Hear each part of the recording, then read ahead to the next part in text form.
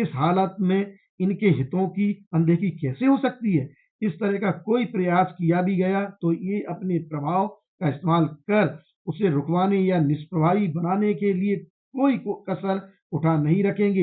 इन सारे तथ्यों के मद्देनजर एक बात तो साफ हो गई है कि यदि दलितों को वास्तव में न्याय दिलाना है तो यह दायित्व सरकार को लेना होगा। कुछ निश्चित नीतियां बनानी होगी और उन पर अमल के तरीके तय करने होंगे। यह देखना सरकार की जिम्मेदारी होगी कि दलित भी औरों की तरह अपने अधिकारों का स्वतंत्र उपयोग कर पा रहा है या नहीं। जो भी बाधाएं हैं उन्हें दूर करना सरकार का काम है। इस उद्देश्य की प्राप्ति के लिए दलित चाहते हैं कि सरकार में एक अलग विभाग बनाया जाए। भारत सरकार पर ऐसा विभाग बनाने की कानूनी जिम्मेदारी डालने के लिए भारत सरकार अधिनियम निम्नलिखित धारा जोड़ी जाए। नंबर 1, नए संविधान के लागू होने के साथ ही भारत सरकार में दलितों के हितों की रक्षा और उनके उत्थान के लिए एक अलग विभाग बनाया जाए जिसका प्रमुख एक मंत्री हो। नंबर 2, मंत्री इस विभाग का कामकाज तब तक देखेगा जब तक कि उसे केंद्रीय विधानमंडल का विश्वास प्राप्त है। नंबर 3, मंत्री का काम यह देखना होगा कि पूरे भारत में कहीं भी दलितों के साथ सामाजिक अन्याय, उनका शोषण और उत्पीड़न ना होने पाए। इस तरह के किसी भी मामले को रोकने के लिए वह प्रभावी कदम उठाएगा। इसके अलावा दलितों के उत्थान के लिए भी वह कदम उठाएगा। 4, गवर्नर जनरल को कानूनी रूप से निम्नलिखित अधिकार होंगे का दलितों के कल्याण के लिए शिक्षा, स्वास्थ्य इत्यादि से संबंध किसी अधिनियम के तहत प्राप्त अधिकारों, जिम्मेदारियों को वह पूरी तरह या आंशिक रूप से मंत्री को सौंप सकता है। हाँ, प्रत्येक प्रांत में दलित वर्ग कल्याण ब्यूरो बना सकता है जो मंत्री के अधीन काम करेगा और उसे सहयोग देगा। शर्त 8, दलित वर्ग और मंत्रिमंडल। दलितों ने अपने हित की रक्षा के लिए विधान मंडल में प्रतिनिधित्व मांगा है। सरकार पर अपना प्रभाव डालने के लिए जितना जरूरी है उतना ही आवश्यक है। नीति निर्धारण में उनकी हिस्सेदारी है तभी संभव है जब किसी दलित को मंत्रिमंडल में स्थान मिले। दलितों की मांग है कि अन्य अल्पसंख्यकों की तरह दलितों का भी मंत्रिमंडल में प्रतिनिधित्व होना चाहिए। यह दलितों का नैतिक अधिकार है। दलितों का प्रस्ताव है कि गवर्नर या गवर्नर जनरल मंत्रिमंडल में दलितों का प्रतिनिधित्व सुनिश्चित करें। यह उनकी जिम्मेदारी होगी। परिशिष्ट सेकंड, उप समिति संख्या 3, अल्पसंख्यक की रिपोर्ट। ये दलित वर्गों के हितों से संबंधित रिपोर्ट के कुछ पैराग्राफ हैं जो पूर्ण सम्मेलन की समिति द्वारा 19 जनवरी 1931 को अनुमोदित किए गए हैं। 3, उप समिति के समक्ष रखे गए मुख्य प्रस्तावों में से एक यह था कि संविधान में मूल अधिकारों की घोषणा शामिल की जाए जिसके अनुसार विभिन्न समुदायों के सांस्कृतिक तथा धार्मिक जीवन को संरक्षण प्रदान किया जा सके और प्रत्येक व्यक्ति को बिना प्रजाति, जाति, धर्म या लिंग के भेदभाव के आर्थिक, सामाजिक तथा नागरिक अधिकार दिलाए जाए। डॉक्टर अंबेडकर ने संविधान में मूल अधिकारों के प्रवर्तन के लिए संवैधानिक व्यवस्थाओं को शामिल करने की आवश्यकता की ओर ध्यान आकर्षित किया जिनमें उनके उल्लंघन किए जाने पर निवारण का अधिकार भी शामिल हो। चौथा, हालांकि यह सामान्य रूप से स्वीकार कर लिया गया था कि संयुक्त स्वतंत्र निर्वाचक मंडल की प्रणाली लोकतांत्रिक सिद्धांतों के सर्वथा अनुकूल है जैसा कि आमतौर पर समझा जाता है और कुछ ही दिनों की संक्रमण अवधि के बाद वह दलित वर्गों को स्वीकार होगी बशर्ते कि मताधिकार वयस्क मताधिकार पर आधारित हो।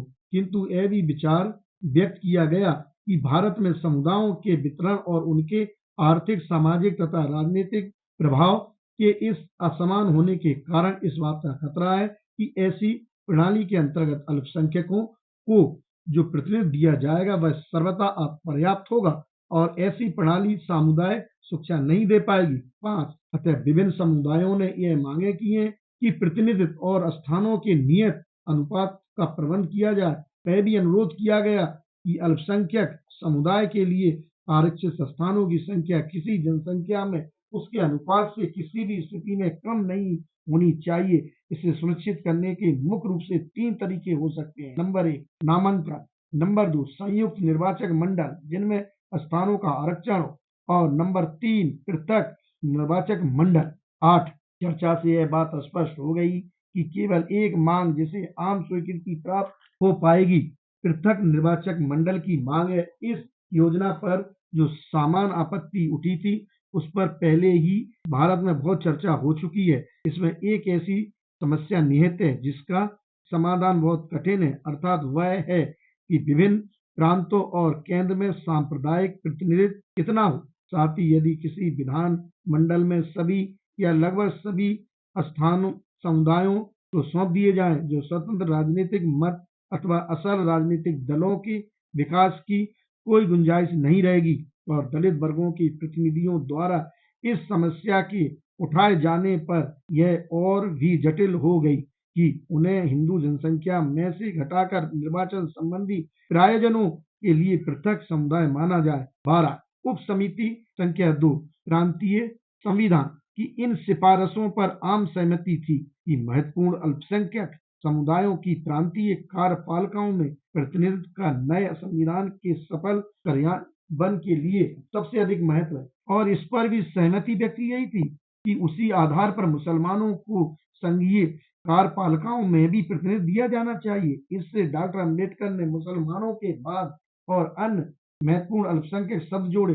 छोटे समुदायों की ओर से प्रांतीय और संघीय कार्यपालिकाओं में व्यक्तिगत अथवा सामूहिक रूप से अपने प्रतिनिधित्व के लिए मांग की गई और यदि उस प्रकार का प्रतिनिधित्व संभव न हो तो प्रत्येक मंत्रिमंडल में एक मंत्री हो जिसे अल्पसंख्यकों हितों की रक्षा करने के दायित्व विशेष रूप से सौंपा जाए। 13 जहां तक प्रशासन का संबंध है, इस बात पर सहमति व्यक्त की गई कि प्रांतीय तथा केंद्रीय सेवाओं की भर्ती लोक सेवा आयोगों को सौंप दी जाए और उन्हें अनुदेश दिए जाएं कि वे लोक सेवाओं में विभिन्न समुदायों के समुचित तथा पर्याप्त प्रतिनिधित्व के दावेदारों की भर्ती करें, लेकिन इस बात का ध्यान रखें कि अर्हता का उचित मानदंड बरकरार रखा जाए। 16 यह भी स्पष्ट कर दिया गया है कि ब्रिटिश सरकार यदि समुदायों पर कोई ऐसा निर्वाचन सिद्धांत आरोपित करेगी जिसके किसी न किसी अंश से असहमति की आशंका हो तो उसका वे विरोध करेंगे। इस प्रकार यह बात स्पष्ट हो गई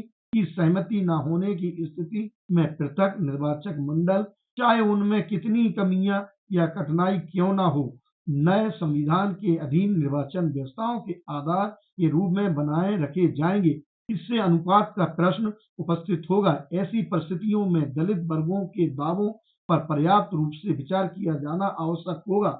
18 अल्पसंख्यक तथा दलित वर्ग अपने उस दावे पर अटल थे कि यदि उनकी मांगें उचित रूप से पूरी न की गई तो वे भारत के स्वशासन के किसी संविधान पर सहमति नहीं होंगे। 5 उप समिति संख्या 6 मताधिकार दूसरी बैठक 22 दिसंबर 1930 डॉक्टर अंबेडकर। मैं समझता हूं कि इस गोलमेज सम्मेलन में केवल 2 महत्वपूर्ण प्रश्नों पर विचार किया जाएगा। पहला प्रश्न तो यह है कि क्या भारत को उत्तरदायी शासन सौंप दिया जाए और दूसरा प्रश्न यह है कि वह शासन किसके प्रति उत्तरदायी होगा। पूर्ण अधिवेशनों में सभी ने एक स्वर से यह मांग की थी कि भारत में उत्तरदायी सरकार होनी चाहिए और मैंने उस पूर्ण अधिवेशन में दलित वर्गों की ओर से बोलते हुए विरोध पक्ष में बैठे अपने मित्रों की भारत के लिए उत्तरदायी सरकार की मांग का समर्थन किया था। लेकिन ऐसा करते हुए मुझे यह ख्याल था कि मेरे हमवतन साथी जो इस गोलमेज सम्मेलन में अपने देश का प्रतिनिधित्व करने आए हैं वे न केवल उत्तरदायी भारत सरकार की मांग करने में एकजुट हैं बल्कि इस संबंध में भी उनमें मतैक्य है कि वह सरकार किसके प्रति उत्तरदायी होगी। महोदय, मुझे यह कहते हुए खेद है कि मुझे भ्रांति हुई। मैं अब देख रहा हूं कि हम में से कुछ लोगों की यह इच्छा होगी कि मैं और कुछ लोग डोमिनियन स्टेट्स की मांग में उनका साथ दें। वे हमारी इस मांग में हमारा समर्थन नहीं करेंगे कि उस डोमिनियन स्टेट्स के अधीन जो सरकार बनाई जाएगी वह भारत की जनता के प्रति कुल मिलाकर उत्तरदायी होगी।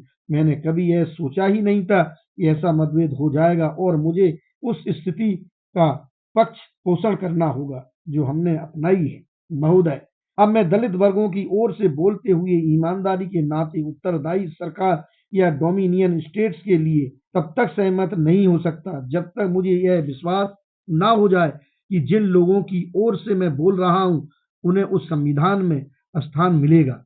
मुझे अपने सभी मित्रों को यह बात स्पष्ट रूप से बता देनी चाहिए कि क्योंकि मेरे कुछ मित्रों ने वयस्क मताधिकार के प्रस्ताव पर आपत्ति की है, इसलिए उसके विरोध में जो तर्क प्रस्तुत किए गए हैं मैं उन पर चर्चा करना चाहूंगा। एक तर्क यह भी प्रस्तुत किया है कि हमें इस देश में निर्धारित इस पूर्वोदाहरण को स्वीकार कर लेना चाहिए कि वयस्क मताधिकार चरणबद्ध ढंग से किया जाना चाहिए। यह सुझाव दिया गया है कि हमें उन्हीं चरणों को अपना लेना चाहिए जो इस